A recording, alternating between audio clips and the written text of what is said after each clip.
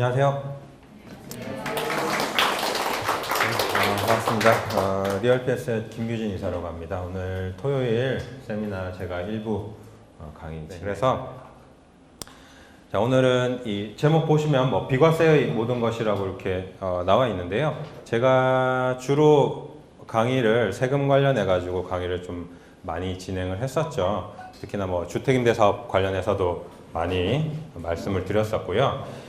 제가 이렇게 세금 관련해 가지고 많이 강의를 하는 이유가 또 있습니다. 사실은 그런 부분에 대해서도 이유가 있는데, 뭐 물론 저도 당연히 뭐 어느 지역에 어느 뭐 상품이 또 유망하고 이런 부분에 대해서 말씀드릴 수 있겠지만, 또 세금 관련해서 최근에 워낙 이슈가 많다 보니까 또 계속해서 이런 내용을 다루게 되네요. 자, 어쨌든 우리가 부동산 투자에 있어서 또 많이 생각해 봐야 되는 게 이 투자의 특성에 대해서 우리가 한번 좀 생각을 해 봐야 될 것 같아요. 투자라는 거, 뭐 부동산이든 주식이든 투자라는 게 어떤 특징이 한 가지, 공통적인 특징을 한 가지 가지고 있다면 뭐 여러 가지 특징이 있겠지만, 저는 이게 대표적인 특징이라고 생각을 합니다.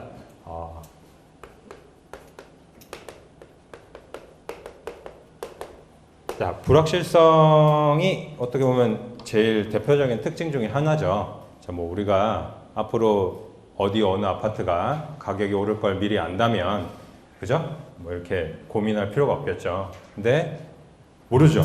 그죠? 어떻게 될지 모릅니다. 물론 예측을 어느 정도 비슷하게 또 확률이 높게 예측할 수는 있겠지만 100% 다 맞출 수는 없잖아요. 그죠? 그래서 불확실성이라는 이런 특징 때문에 우리가 또 투자에 있어서 공부도 많이 해야 되고, 뭐 정보도 많이 알아봐야 되고, 발품도 많이 팔아야 되고, 그렇잖아요. 근데 우리가 모두 그렇게 할 수는 없죠. 일도 해야 되고 할 일이 많습니다. 그죠? 토요일에 그래 바쁜 시간 쪼개서 이렇게 세미나 참석하신 거잖아요. 그래서 그런 부분은 사실 어느 정도 또 뭐 투자 전문가나 이런 도움을 좀 받으셔야 되는 게 아닌가, 그런 전문가의 영역이 아닌가 이렇게 생각이 되고요. 자, 그럼에도 불구하고 이렇게 투자라는 게 불확실성이 전제되어 있는 거지만 또 확실한 것도 있어요. 그죠? 확실한 것도 있습니다. 미국의 또 예전에 오래전 유명한 정치가 중에 한 명인 벤자민 프랭클린이라는 분이 이런 얘기를 했다고 합니다. 이 세상에 죽음과 세금만큼 확실한 것이 없다, 이런 얘기를 했다고 하죠. 무슨 얘기 하는지 아시겠죠?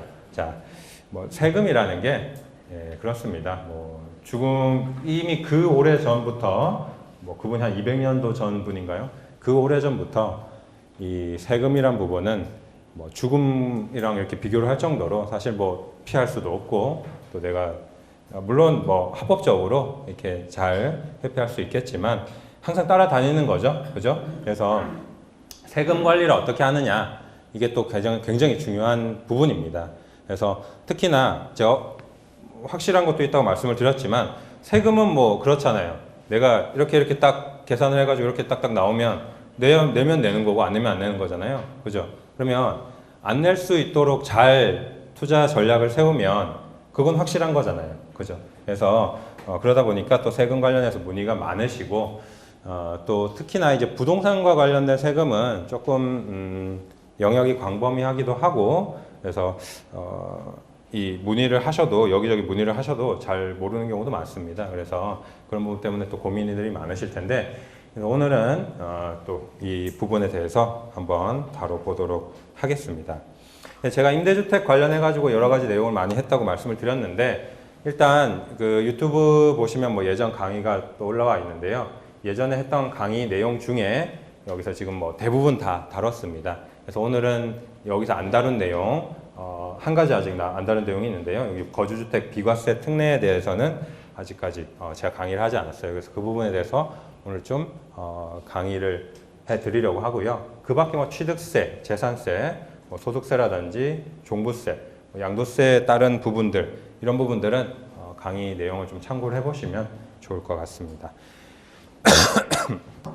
자, 그래서 오늘 이제 비과세 관련해서 거주주택 비과세 특례에 관련해 가지고 뭐 내용을 좀 다뤄보려고 하는데, 자, 여러분들이 상당히 경직돼 있으신 것 같아요. 그죠? 세미나 오셔가지고 무슨 얘기를 하려고 저러나 하고 되게 경직돼 있으신 것 같은데, 그래서 조금 분위기를 좀 풀 겸 해서 혹시 딴 얘기도 잠깐 하고 넘어가도록 하겠습니다. 혹시 뭐 애완동물 키우시는 분 계세요? 네, 애완동물. 뭐 강아지나 고양이나 안 계세요? 새는 키우시는 분 안 계세요? 새 키우시는 분 안 계세요? 저는 새 종류를 좋아하는데 그 중에서도 가장 좋아하는 새가 있습니다. 네, 좀 표정이 풀리셨나요? 되게 재미없는 건데 웃어주셔서 감사하고요. 네, 제가 용기를 얻어서 강의를 잘 진행할 수 있을 것 같네요. 자, 그래서 네, 다들 좋아하시죠? 네, 예. 뭐 새를 특별히 싫어하시는 분도 비과세는 다 좋아하실 거예요. 자, 그래서 뭐 비과세 좋죠, 그죠? 그래서 비과세를 받느냐 안 받느냐에 따라서 내가 이제 투자의 성공과 실패가 갈려질 수도 있습니다, 그죠? 양도 차익이 많이 나면 양도세가 사실 심심치 않게 나오잖아요, 그죠? 그래서 몇 천만 원부터 몇 억까지 뭐 이 양도세가 나올 수가 있을 텐데 그 부분을 어떻게 관리하느냐는 굉장히 중요한 부분입니다. 그런데 비과세 관련해 가지고 여러분들이 가장 이제 많이 알고 계신 내용이 바로 뭐 1세대 1주택 그리고 1세대 1주택 특례와 관련해서 많이들 아실 거예요. 그러니까 설명을 간단하게 드리면 뭐 제일 많이 아시는 게 이제 우리 세대가 주택을 한 채만 가지고 있으면 비과세 받을 수 있고, 그리고 1세대 1주택 특례라고 제가 적어놨는데 여러분들 많이 아시는 일시적 1가구 2주택 있죠? 네, 그것도 일시적 1주택 특례에 해당하는 내용입니다. 그래서 이 일시적 1가구 2주택뿐만 아니라 특수한 경우에는 그 세대가 주택을 한 채만 보유하고 있는 것으로 간주해주는 예외적인 규정들이 있습니다. 그 중에 하나가 일시적 1가구 2주택인 거고요. 그 밖에 뭐 또 다른 뭐 상속, 뭐 혼인, 뭐 귀농, 뭐 여러 가지 특수한 경우에 1주택으로 보는 경우들이 있습니다. 그래서 그 부분에 대해서 좀 자세하게 살펴보고 그 이후에 또 임대주택과 관련한 거주주택 비과세 특례까지 한번 오늘 살펴보도록 하겠습니다. 내용이 조금 어려운 내용도 뒤로 후반부로 가면 조금 많이 나오는데요. 조금 집중해서 보시면 나중에 또 이 본인과 유사한 경우라면 도움이 많이 되실 거예요. 자, 일단은 뭐 가장 간단하게 요거부터 먼저 시작을 해보도록 하죠. 자, 1세대 1주택의 범위입니다. 즉 무슨 얘기냐면 앞서 말씀드렸듯이 내가 주택을 한 채만 보유하고 있으면 이 비과세를 받으실 수가 있는데요. 자, 소득세법 시행령 제154조에 나와 있는 내용입니다. 이렇게 나와 있죠. 자, 아래 주택의 양도로 발생하는 소득은 비과세, 즉 양도소득에 대해서 과세를 하지 않겠다는 건데요. 자, 어떤 주택들이냐? 17년 8월 2일 이전과 17년 8월 3일 이후로 나눠서 우리가 살펴봐야 됩니다. 자, 17년 8월 2일 날 무슨 일이 있었습니까? 그렇죠. 파리 대책이 나왔었죠. 자, 그 파리 대책이 나오면서 바뀐 부분이 있기 때문에 이 날을 기준으로 전후로 나눠서 우리가 1세대 1주택 비과세 역시 다르게 적용이 된다는 겁니다. 자, 그래서 8월 1일, 2일 이전에, 작년 8월 2일 이전에 취득하신 분들 같은 경우에는 자, 이 요건만 갖추면 비과세를 받으실 수가 있습니다. 1세대가 양도일 현재 국내에 1주택을 보유하고 있으면 됩니다. 그리고 해당 주택의 보유기간이 2년 이상이면 비과세를 받으실 수가 있게 되는 거죠. 자, 그러면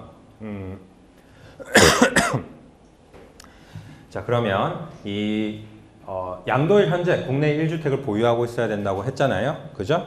그러면 내가 뭐 2010년도에 주택을 2채 샀다고 가정을 합시다. 2010년도에. 그리고 2018년도 오늘 주택을 양도를 하는데, 자, 2010년도에 2채를 사서 한 15년쯤에 한 채는 팔았어요. 한 채는 팔았어요. 그리고 내가 주택 한 채만 가진 채로 18년도가 돼서 판다고 합니다. 비과세 받을 수 있죠? 자, 양도일 현재 국내 1주택을 보유하고 있잖아요. 그죠? 그리고 10년도에 샀으니까 보유기간이 2년 이상이죠? 그죠? 그럼 비과세를 받을 수 있다는 겁니다. 그런데 달라진 부분이 17년도 8월 3일 이후에 취득하신 것부터는 이제 거주기간 2년 요건이 추가가 됐습니다. 아무 지역이나 추가가 된 것은 아니고요. 조정 대상 지역으로 이렇게 지정된 지역에 있는 주택을 파시는 경우에 그 경우에는 거주기간 2년, 즉 보유도 2년 해야 되고 내가 직접 그 집에 들어가서 2년 동안 살아야지 비과세 혜택을 준다는 거죠. 자, 그러면 작년 8월 3일 이후에 취득을 했는데 뭐 그거 내가 안 살고 전세 2년 주고 그 다음에 나중에 판다고 하면 비과세 된다는 겁니까? 안 된다는 겁니까? 안 된다는 거죠. 그죠? 내가 들어가서 살아야 비과세 혜택을 받을 수가 있다는 겁니다. 자, 그러면 이 조정 대상 지역이 어디인지가 굉장히 중요하겠죠. 그래서 이 조정 대상 지역이 어디인지 한번 살펴보겠습니다. 자, 그래서 조정 대상 지역이 어디인지 우리가 한번 이제 살펴봐야 될 텐데, 조정 대상 지역. 지금 작년 8월 2일 기존 이제 발표했던 지역이 여기 나와 있는 이제 40개 지역입니다. 그래서 서울은 모두 해당이 되죠. 25개국 모두 해당이 되고요. 경기 지역 같은 경우에는 과천, 성남, 하남, 고양, 광명, 남양주, 동탄 이 신도시, 그리고 부산 같은 경우에는 해운대, 연제, 동래, 부산진, 남수영구, 기장군이 해당이 됩니다. 그리고 세종 특별자치시까지 해당이 되는데요. 여기서 조금 수정해야 될 내용이 있다면 여기 이제 지난 8월 27일 날 발표한 내용 중에 요 기장군 같은 경우에는 일광을 제외하고는 조정 대상 지역에서 해제가 됐습니다. 그래서 그 부분은 참고를 해 보셔야 될 것 같고요. 그래서 기장군에 있는 이제 주택을 매도하시더라도 양도세가 중과가 되거나 뭐 장기보유 특별공제를 받지 못한다거나 이렇지는 않다는 겁니다. 그래서 요거는 해제가 됐다는 거, 요거는 좀 수정을 해야 되겠네요. 그래서 그 부분을 염두에 두셔야 될 것 같고요. 그리고 제가 이제 앞서 말씀드렸듯이 8월 27일 날 추가된 조정 대상 지역이 있어요. 여기가 어디냐면 구리시와 안양시 동안구 그리고 광교 택지개발지구 요 세 군데는 새롭게 조정 대상 지역으로 추가가 됐습니다. 그래서 이 지역 같은 경우에 이제 앞으로 물건 매도를 하시게 되면 양도소득세 중과되고요. 그리고 장기보유 특별공제 혜택 못 받으시고요. 분양권 전매 시에 무조건 양도세율 50% 그리고 1세대 1주택 같은 경우에 거주 요건이 추가로 붙게 되는 겁니다. 방금 전에 말씀드렸던 내용이죠. 1세대 1주택 같은 경우에 조정 대상 지역 내의 물건은 거주 요건이 2년 거주를 추가적으로 해야 된다는 그런 내용이 이제 들리실 거예요. 그래서 이 조정 대상 지역으로 3개 지역이 추가가 됐는데 그거 말고 이제 투기 지역이랑 투기 과열 지구도 추가가 됐습니다. 그래서 투기 지역 같은데 투기 지역은 이제 종로구, 중구, 동대문구, 동작구 이렇게 4개 지역은 투기 지역으로 지정이 새롭게 됐고요. 그 4개 지역 같은 경우에는 뭐 가장 이제 규제가 강화된 내용이 주택담보대출 받을 때 금융규제가 굉장히 많이 들어가게 됐고요. 근데 광명시, 하남시 같은 경우에는 투기 과열지구로 또 새롭게 지정이 됐습니다. 그래서 그 지역 같은 경우에는 또 새롭게 추가된 내용들이 많이 있죠. 뭐 금융규제도 당연히 추가가 되는 거고, 뭐 재건축 조합원 지위 양도 금지, 그리고 정비사업 이 분양에 대해서 재당첨 금지, 그리고 뭐 자금 조달 계획 신고 이런 것들이 이제 광명시랑 하남시도 이제 해당이 되게 되는 겁니다. 그래서 그런 부분이 조금 이제 추가가 됐고요.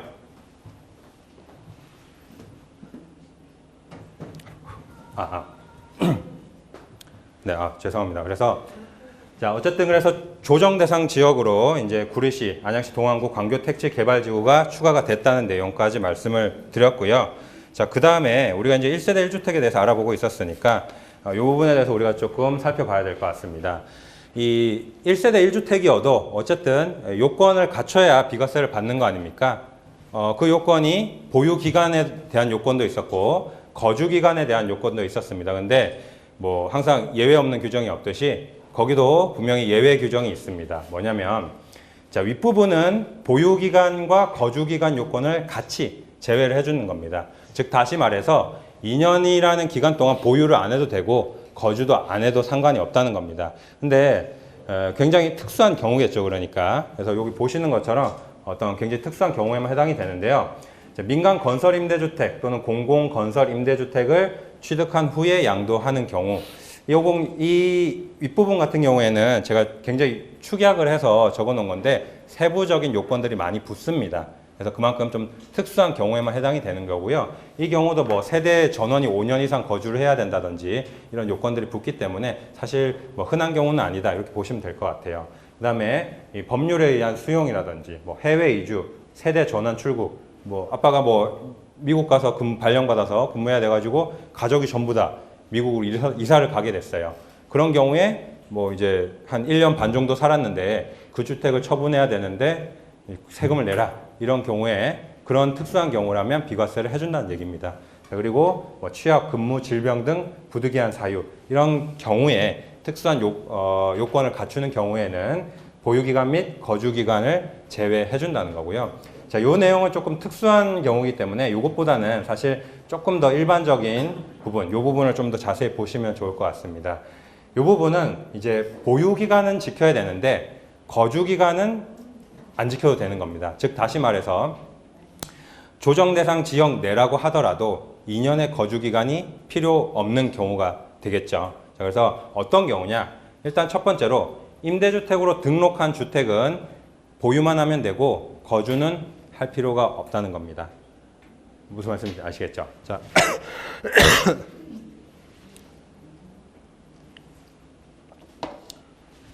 자 그래서 무슨 얘기냐면 자 생각을 해봅시다. 임대주택으로 등록을 하게 되면 몇 년 동안 못 팝니까? 4년 혹은 8년 동안 못 팔죠? 그럼 내가 임대주택 등록하고 4년짜리로 등록을 했어요. 4년 동안 못 팔았어요. 자, 못 팔고 그냥 들고만 있었는데 이제 팔려고 하니까 너 거주 안 했잖아. 세금 내 라고 하면 뭔가 좀 억울하죠. 나는 그 주택 한 채만 사서 임대주택으로 등록하고 4년 동안 가지고 있었는데 쉽게 말해서 1세대 1주택인데 그냥 임대 준다고 4년 있었는데 2년 안 살았다고 세금 내러 가면 뭔가 이상하잖아요. 그죠? 그래서 그런 경우에는 거주 기간 요건은 빼준다는 거예요. 아시겠죠? 그래서 4년짜리로 등록하든 8년짜리로 등록하든 상관없습니다. 등록하면 거주 안 하셔도, 즉 다시 말해서 내가 주택 한 채 사서 4년짜리로 등록하고 4년 동안 전세 2바퀴 돌리고 팔면 조정 대상 지역, 즉 서울 내에 있는 주택이라도 비과세 받으실 수가 있다는 겁니다. 이해되시죠? 자, 그리고 이 내용도 굉장히 중요한 내용이죠. 조정 대상 지역의 공고가 있은 날 이전에 매매 계약을 체결하고 계약금 지급한 경우는 또 빼준다는 겁니다. 이게 무슨 얘기냐면 이런 경우가 있겠죠. 이번에 8월 27일 예로 들어봅시다. 자, 제가 뭐 6월 달에 광교의 아파트를 하나 계약을 했어요. 계약금 냈습니다. 그리고 잔금은 9월에 하기로 했어요. 근데 8월 27일 날 조정 대상 지역 공고가 났습니다. 이제 광교는 조정 대상 지역이래. 이렇게 해서 거주해야 된대. 나는 광교에 거주할 생각이 없었단 말이에요. 그런 경우는 뭔가 또 억울하죠? 그래서 이 조정 대상 지역 공고가 있은 날 이전에 매매계약 체결하고 계약금까지 지급한 것이 서류로 다 증빙이 되는 경우에는 그분들은 거주를 안 해도 비과세 적용을 해주겠다는 겁니다. 쉽게 말해서. 그러면 앞에 말씀드린 이 지역은 8월 27일이 기준이 되는 거고요. 그죠? 즉 다시 말해서 18년 6월에 안양시 동안구에 있는 아파트 계약하신 분들은 거주 1세대 1주택인 경우에 거주해야 됩니까? 안 해도 됩니까? 안 해도 된다는 얘기죠. 그리고 8월 2일이니까 서울에 있는 아파트 매매를 했어요. 17년 6월에 계약하고 계약금 납부했습니다. 그분들 거주해야 됩니까? 안 해도 됩니까? 해야 된다고요? 안 해도 되죠? 그죠? 17년 6월에 계약하고 계약금까지 납부했으면 잔금을 8월 2일 이후에 했어도 거주 안 해도 된다는 겁니다. 왜? 그분들은 미리 계약을 하신 분들이니까. 그죠? 그래서 그 부분을 제가 이제 말씀을 드린 거고요. 그래서 특히 이 부분은, 이 윗부분은 사실은 조금 특수한 경우니까 아랫부분을 조금 체크를 해보시면 좋을 것 같아요. 그리고 임대주택에 대해서 제가 좀 말씀을 드렸는데, 그러면 뭐 사례를 한번 살펴보도록 할게요. 자, 1세대 1주택 거주요건 제외가 된다고 했는데, 뭐 제가 요 바로 옆에 신계동에 용산 이편한 세상을 한 채를 매입을 해가지고 2018년 8월 24일에 취득한 다음에 단기 민간 임대주택, 즉 4년짜리로 등록을 했습니다. 그 전세를 2바퀴 돌렸어요. 2바퀴 돌리고 2022년 12월 24일이니까 4년이 훨씬 넘게 지났죠? 그리고 그때 양도를 하면 비과세가 된다는 겁니까? 안 된다니까? 즉 무슨 얘기냐면 내가 거주를 하지 않았어도 비과세가 된다는 겁니까? 안 된다는 겁니까? 된다는 거죠. 무슨 얘기 이제 이해가 가시죠? 네. 그래서 나는 2018년 8월 24일 날 취득을 했으니까 신계동은 조정 대상 지역이잖아요. 그러면 거주 요건이 붙는데 하지만 나는 임대주택으로 등록을 했기 때문에 거주를 안 했어도 이때 팔면 비과세를 받을 수가 있다는 겁니다. 자, 그런데 여기서 제가 질문 한 가지 조금 더 드려볼게요. 그 아파트가 만약에 46평짜리 전용이 124제곱미터 지금 현재 기준으로 공시가격이 8억 3천입니다. 이런 경우라도 비과세를 받을 수 있나요?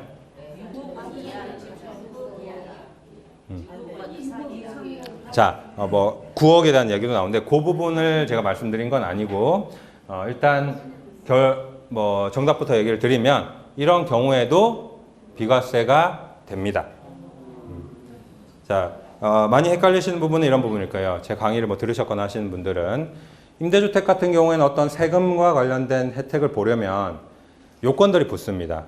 면적 요건이 붙거나 금액 요건이 붙습니다. 근데 이 혜택 같은 경우에는 면적이나 금액 요건이 없습니다. 즉 다시 말해서 어떤 주택이든 임대주택으로 등록을 하면 1세대 1주택 거주요건 제외 혜택은 받으실 수가 있다는 겁니다. 무슨 말씀인지 아시겠죠? 자, 무슨 얘기냐면 앞에 그런 내용은 없어요. 임대주택으로 등록을 하면 된다고 했지 등록한 주택이 어떤 금액적인 요건이나 면적을 충족해야 된다는 규정은 없습니다. 근데 이 부분은 사실은 제 견해라고 보셔도 좋을 것 같아요. 제 생각에는 그렇다는 거고요. 아직 그런 사례를 제가 지금 뭐 확인한 부분은 없기 때문에 근데 뭐 거의 높은 확률로 가능할 것이라고 저는 생각을 하고요. 어쨌든 뭐 규정상으로 확인되는 것이 없기 때문에 임대주택으로 등록하시면 보시는 것처럼 뭐 전용 면적이 넓어도 또 공시가격이 6억 이상이어도 이 양도시 1세대 1주택 비과세를 받으실 수 있다. 이렇게 보시면 좋을 것 같고 방금 전에 이제 아까 잠깐 말씀하신 게 이 9억 원에 대해서 얘기를 하셨는데 이 1세대 1주택 비과세 같은 경우에는 또 하나 그 중요한 옵션이 있습니다. 뭐냐면 바로 9억 원 초과하는 부분에 대해서는 비과세가 안 된다는 거. 그거는 아마 다들 알고 계실 거예요. 그래서 고가주택에 대해서는 이 9억 원까지만 비과세가 되고요. 그리고 이제 9억을 초과하는 부분에 대해서는 그 비율로 따져가지고 따로 양도세를 계산해서 부담을 하셔야 됩니다. 그 부분은 체크를 꼭 하셔야겠죠. 빨리 진행을 할게요. 자, 그리고 이제 1세대 1주택에 대해서 말씀을 드렸고 1세대 1주택의 특례에 대한 내용인데 이게 이제 흔히 많이 아시는